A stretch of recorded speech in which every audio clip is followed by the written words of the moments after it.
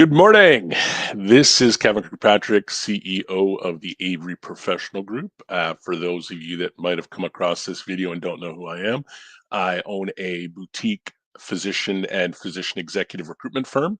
Lately, we've been focusing a lot on helping organizations reduce the cost of bad hires in physician leadership roles. But today's talk is not about that. Today's talk is about how to find physicians in really weird places.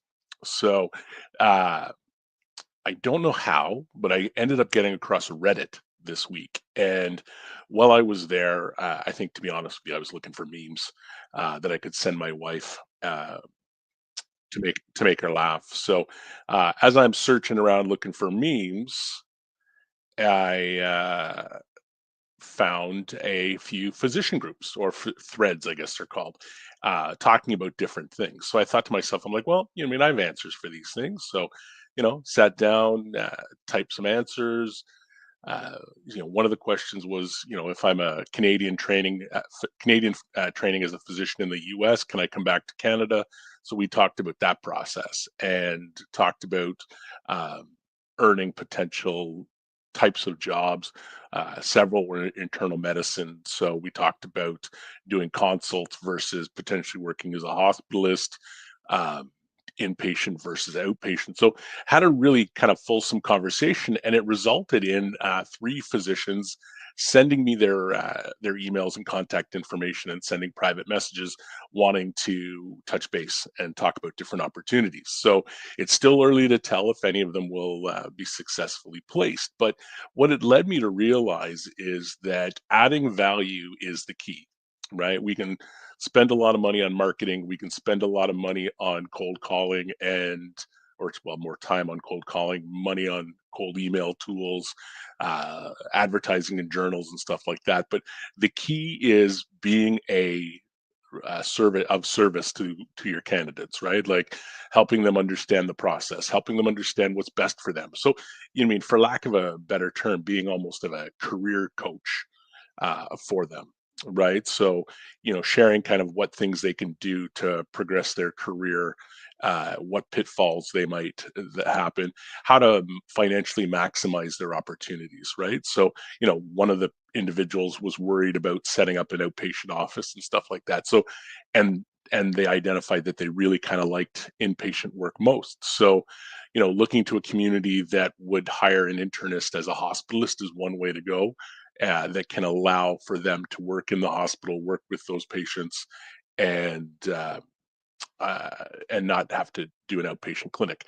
Other ones, and this is one that I talked about a bit, is I have a client that does virtual diabetes care. Right, so it's more lifestyle management than diabetes care. They work through a 12-week process with diabetes patients to help them reduce their dependence on medication and insulin and stuff like that. So in Ontario, they hire internists because it's predominantly referred by family physicians, right? So, guiding them through what that might look like and, how they could build a schedule. And last October, I had several physicians start with that client, I think four or five. And it was interesting because they also started with other clients of mine because they built their schedule based on the different things that interested them, right? So instead of trying to put a square peg in a round hole, it's really about identifying that candidate's need, what is interesting to them, and how you can advocate for them to go into the right situation.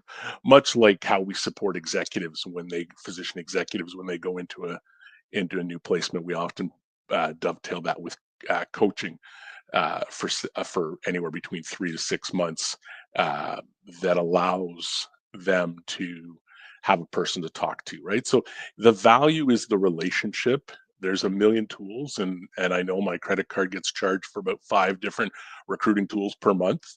Um, but it's really comes down to having a good message, providing value, and being in the right space where they communicate, right? So whether it's Twitter, there's a lot of physicians on, or X, sorry, there's a lot of physicians on X. So if you can start conversations that add value, then you can engage with people there. I created a Facebook group just for physician leaders, and I use it as a way to communicate and allow the physicians to share information in a safe spot with each other. I have one for non-physician executives as well.